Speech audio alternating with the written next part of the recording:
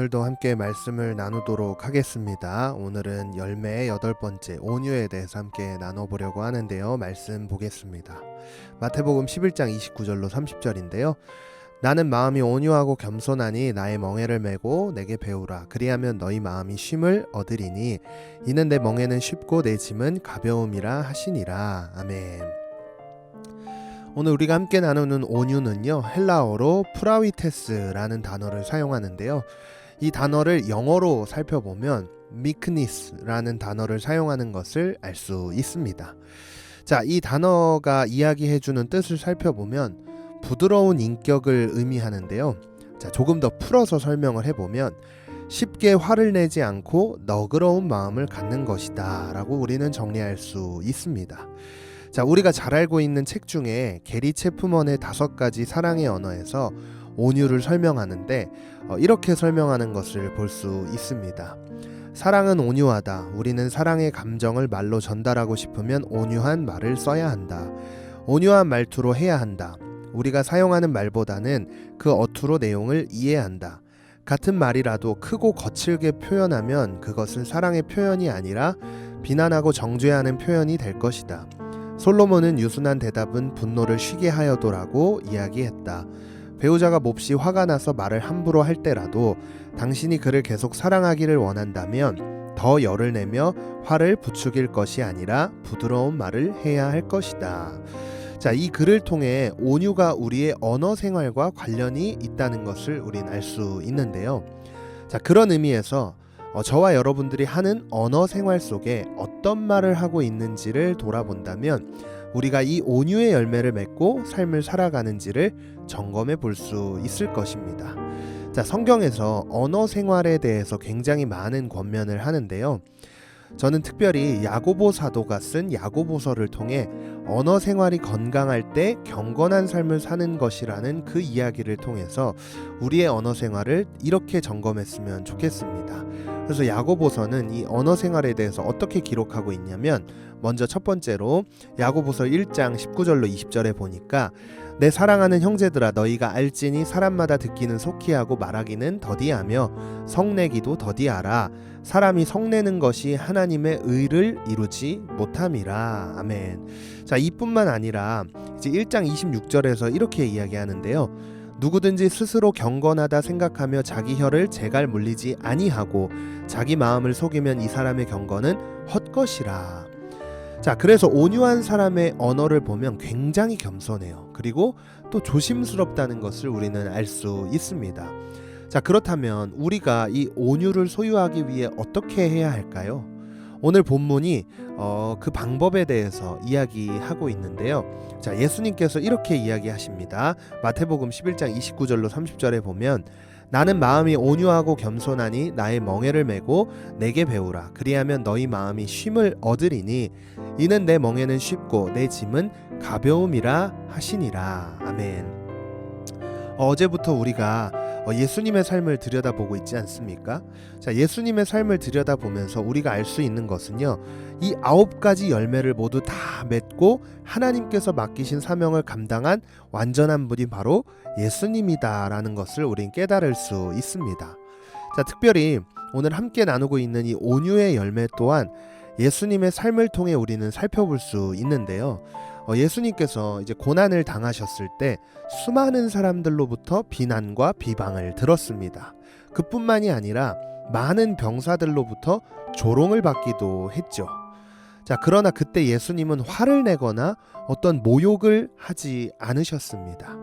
그것을 항상 참고 온유함으로 견디고 이겨내셨어요. 그래서 이사야는요, 예수님을 향해 예언을 하는 가운데 이렇게 이야기를 하는데요. 자, 이사야 53장 7절에 보면 그가 곤욕을 당하여 괴로울 때에도 그의 입을 열지 아니하였으며 마치 도수장으로 끌려가는 어린 양과 털 깎는 자 앞에서 잠잠한 양같이 그의 입을 열지 아니하였도다. 자, 그렇기 때문에 이 세상 속에서 가장 온유한 분이 누굴까요? 바로 예수님이겠죠. 자, 최근에 건강보험심사평가원에 따르면 분노조절장애 환자가 꾸준히 증가하고 있다는 통계를 보여주는데, 자, 그만큼 이 세상에서 많은 사람들이 자신의 분노를 주체하지 못해서 심각한 범죄뿐만 아니라 청소년 범죄의 원인으로 꼽고 있다고 합니다. 자, 그래서 그리스도인들조차 이 온유의 열매를 맺는 것이 굉장히 어려운 시대인 것 같기도 한데요. 자, 그렇기에 성경은 이 온유의 열매를 맺는 자들을 향해 베드로 사도는 이렇게 이야기하는데요. 너희 마음에 그리스도를 주로 삼아 거룩하게 하고 너희 속에 있는 소망에 관한 이유를 묻는 자에게는 대답할 것을 항상 준비하되 온유와 두려움으로 하고 선한 양심을 가지라. 이는 그리스도 안에 있는 너희의 선행을 욕하는 자들로 그 비방하는 일에 부끄러움을 당하게 하려 함이라. 전도사님이 이 말씀을 묵상하면서 결국 그리스도인들이 절대적으로 소유해야 하는 것이 바로 온유다라는 것으로 저는 이 말씀을 묵상을 했는데요. 우리가 때론 고함치고 화를 내고 소리를 지른다고 해도 잠깐은 속이 시원할 수 있지만 결과적으로 문제가 해결이 될까요? 그렇지 않습니다. 화가 나는 상황 속에서, 나쁜 말이 나올 만한 상황 속에서 우리가 해야 하는 것은요, 그 문제를 가지고 주님 앞으로 나아가 주님의 완전한 온유를 배우는 마음이 우리에게 필요합니다. 전도사님이요, 하나님을 만나고 삶이 바뀌었어요. 옛날에는 이렇게 뚱뚱하지도 않았고 굉장히 뭐라 그럴까, 지금도 잘생겼지만 그땐 더 잘생겼어요. 그래갖고 이 하나님을 딱 만났을 때가 2015년이었는데 그때 제 인생의 가장 큰 모토를 이 말씀으로 잡았어요. 우리가 아까 함께 읽은 말씀인데요. 야고보서 1장 19절에 내 사랑하는 형제들아 너희가 알지니 사람마다 듣기는 속히 하고 말하기는 더디하며 성내기도 더디하라.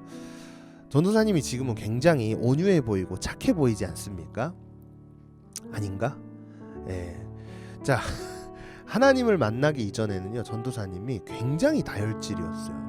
그래서 막 욱해갖고 막 누가 뭐라 그러면 진짜 욱했고 막 화분도 막 던지고 막 그랬단 말이에요.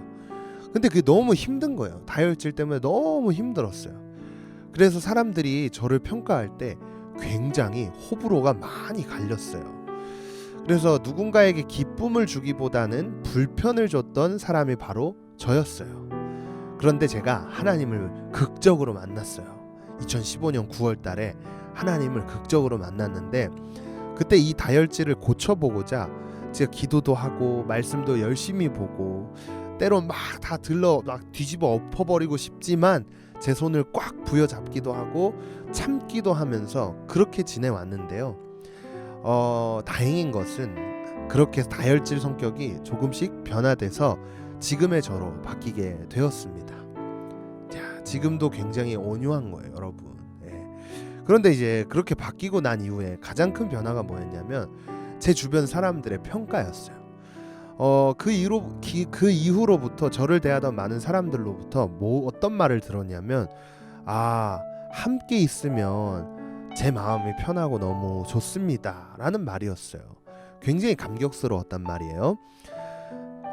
제가 삶으로 경험했듯이 이 온유의 열매를 맺으면요, 이 어지럽고 혼란한 세상 속에서 우리는 그리스도의 밝은 빛을 비출 수 있는 삶으로 바뀌게 됩니다. 그리고 그 삶을 통해 복음을 전하는 통로로 우리의 입술이 사용되지 않을까라는 생각을 해봅니다. 자, 이제 오늘 이 말씀 앞에 결단하면서 저와 여러분들이 이 온유의 열매를 온전히 맺기 위해 무엇을 해야겠습니까? 여러분 혹시 화가 나십니까? 혹시 화를 참지 못하겠습니까? 짜증납니까?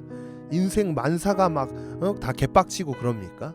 자, 그럴 때 여러분 그 화를 내기보다는 성내기를 더디하라 그랬잖아요. 잠깐 한 템포 쉬고요. 그럼 어떻게 해야 될까요? 속으로 기도하는 거예요. 하나님, 개빡칩니다. 화가 납니다. 어떻게 할까요? 주님, 제 마음을 지켜주십시오. 그렇게 기도할 때 예수님께서 보여주신 그 완전한 온유의 열매가 우리의 삶 가운데 맺어져서 우리의 삶 또한 우리 예수님과 같이 변화되는 것을 경험할 수 있는 우리 모두가 되기를 간절히 소망합니다. 우리 함께 마음을 모아서 함께 기도하겠습니다. 주님, 감사합니다. 매 순간 말씀 앞에 나오는 것이 어렵지만 그럼에도 불구하고 이 말씀 앞에 나와 하나님께서 우리에게 주신 그 말씀을 듣고 새기고 세상 가운데서 삶을 살아갈 수 있는 은혜와 원동력을 우리에게 부어주셔서 특별히 오늘 함께 나눈 이 온유의 열매, 세상 속에서 화가 많이 나고 정말 참을 수 없는 일이 있을지언정 그 가운데 우리에게 먼저 보여주신 그 예수님의 온유함을 따라 우리도 온유함으로 세상 가운데 그리스도의 밝은 빛을 전할 수 있는 통로로 쓰임받을 수 있도록 우리의 삶을 붙들어 주시고 결단하는 그 입술 가운데 또 삶 가운데 함께하여 주셔서 이 결단이 삶으로 나타나는 놀라운 축복이 나타나게 하여 주시옵소서. 세상 가운데 또 학교 가운데 또 여러 곳 가운데 나아가는 우리 공동체 위에 동일한 은혜를 부어주시고 정말 주님이 기뻐하시는 삶이 되도록 오늘 하루의 삶을 붙드시고 축복하여 주시옵소서. 이 모든 말씀 사랑하는 우리 구주 예수 그리스도의 이름으로 간절히 기도했습니다. 아멘.